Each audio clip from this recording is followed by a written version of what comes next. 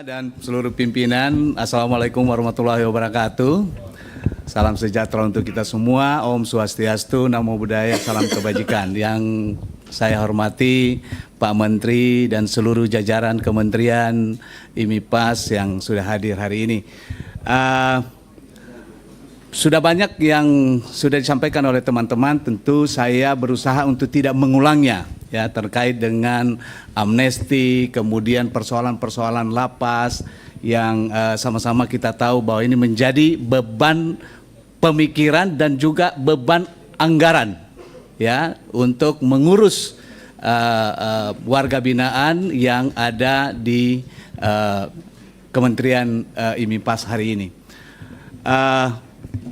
Pak Menteri, saya hanya mau fokus soal keimigrasian. Yang baru-baru ini memang sangat heboh soal keimigrasian yang videonya beredar, yang mengakibatkan teman-teman yang bekerja di Soekarno-Hatta ini mendapatkan sanksi dari Pak Menteri sebagai konsekuensi hukum dan konsekuensi bagaimana menanggapi ya aduan-aduan ya, terlebih-lebih karena ini melibatkan kedutaan besar Cina. Dan 21 orang yang tadi Bapak Menteri sampaikan, 21 orang yang tadi 71 orang yang tadi Pak Menteri sampaikan, ini tidak akan bisa berhenti jika tidak diperbaiki sistemnya. Tidak diperbaiki sistemnya karena segala sesuatu yang mungkin tidak sesuai dengan undang-undang kita bisa lakukan. Kalau ada kesempatan pasti akan dilakukan, Pak Menteri. Ya. Jadi di mana ada kesempatan itulah yang dimanfaatkan. Sehingga apa yang sudah dilakukan sebelumnya masih tetap akan dilakukan jika sistemnya kita tidak kunci. Autogate mungkin salah satu solusi yang membuat masalah ini bisa teratasi walaupun tidak maksimal. Ya kan, karena kita bicara sistem ini kan semua pengendalinya juga manusia, Pak Menteri. Lalu kemudian semua harapan kita kalau semua sistem ini bisa lebih baik, maka PNBP yang tadi disinggung oleh banyak teman-teman itu pasti lebih banyak meningkat. Kenapa? Karena tidak ada lagi kong kali kong antara petugas dengan yang datang. Ya kan begitu, Pak Menteri. Kami sering bertanya, apakah data keimigrasian yang sudah ada dan dilaporkan kepada kita, apakah itu sudah benar-benar semua mencakup orang asing yang ada di Indonesia? Sudah benar-benar mencakup orang-orang yang bekerja di Indonesia? Sudah benar-benar mencakup orang-orang yang datang berwisata di Indonesia? Ini masih perlu dipertanyakan karena yang data-data ilegal ini, tadi ada teman saya yang mengatakan Dapil Banten itu, Pak. Di Dapil Banten itu kan pabrik semua, Pak. Banyak warga asing. Ya, Pak Umbu ya. Nah, banyak warga asing yang bekerja di sana. Banyak yang tidak sesuai dengan aturan yang ada. Mereka mendapatkan visa seringkali bukan visa wisata, tapi mereka bekerja. Ya, apalagi kalau Kota Jakarta, Pak Menteri, kita tidak bisa menutup mata. Di Jakarta Barat, Jakarta Utara, itu adalah Jakarta Selatan, itu adalah gudangnya. Nah, jadi saya kira ini sudah menjadi bagian dari pengamatan kita bersama. Yang diamati bukan hanya Komisi 13, bukan hanya dari Kementerian IMIPAS, tapi dari seluruh rakyat Indonesia. Saya mengacu kepada data yang disampaikan di halaman 6, Pak Menteri. Saya mau hitung-hitungan soal PNBP ini, Pak Menteri, supaya Pak Menteri kan jadi lebih optimal lagi. Kita sangat mendukung bagaimana peningkatan secara optimal penerimaan negara bukan pajak ini. Di halaman 6 ini tadi Pak Menteri menyampaikan bahwa sepanjang tahun 2024 tercatat peningkatan signifikan warga negara asing masuk Indonesia, ya, itu sampai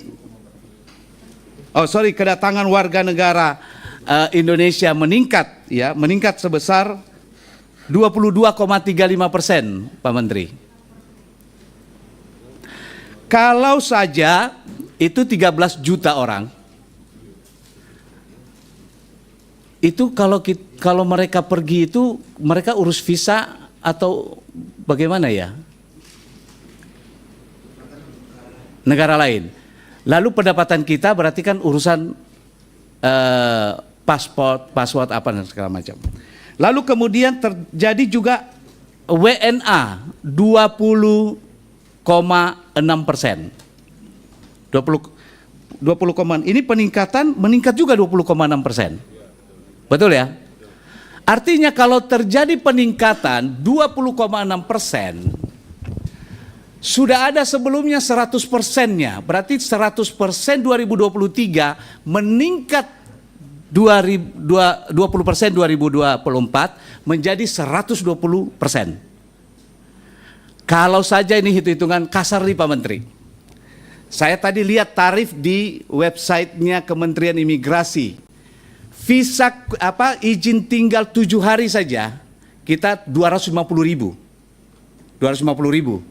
Kalau 250.000, kalau ada 20,6%, 120,6%, kira-kira ini angkanya belum tahu. Kalau saya mengacu kepada 13 juta orang, nyampe nggak ya kira-kira? Kalau itu kita hitung-hitungan tadi, kalau 13 juta orang, saya pakai angka WNI yang masuk gitu, itu PNBP-nya bisa mencapai 17 triliun. Bebas visa. Ya, itu saya pakai angka yang rendah, 250.000. Artinya kan ada juga angka yang lebih besar juga, Pak Menteri. Ya, kan saya belum hitung soal paspor, saya belum hitung soal yang naik haji tadi. Ya kan, kalau paspor haji itu kan 350.000 berapa gitu ya.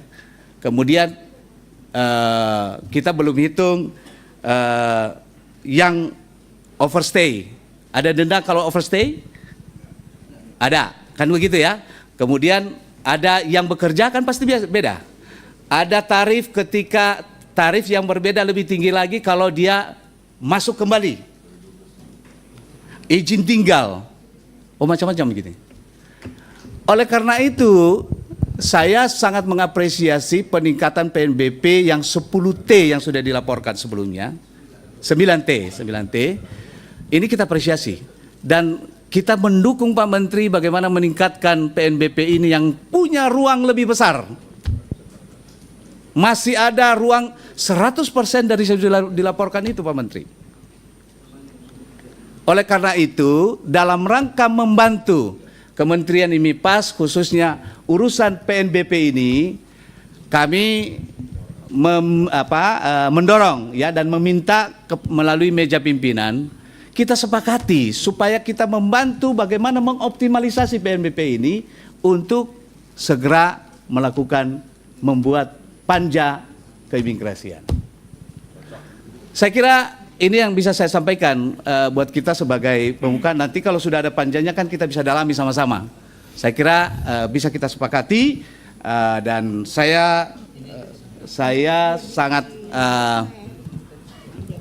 yakin bahwa Kementerian IMIPAS di tengah-tengah efisiensi anggaran mampu melakukan secara optimal penerimaan negara bukan pajak melalui keimigrasian. Terima kasih. Wassalamualaikum warahmatullahi wabarakatuh.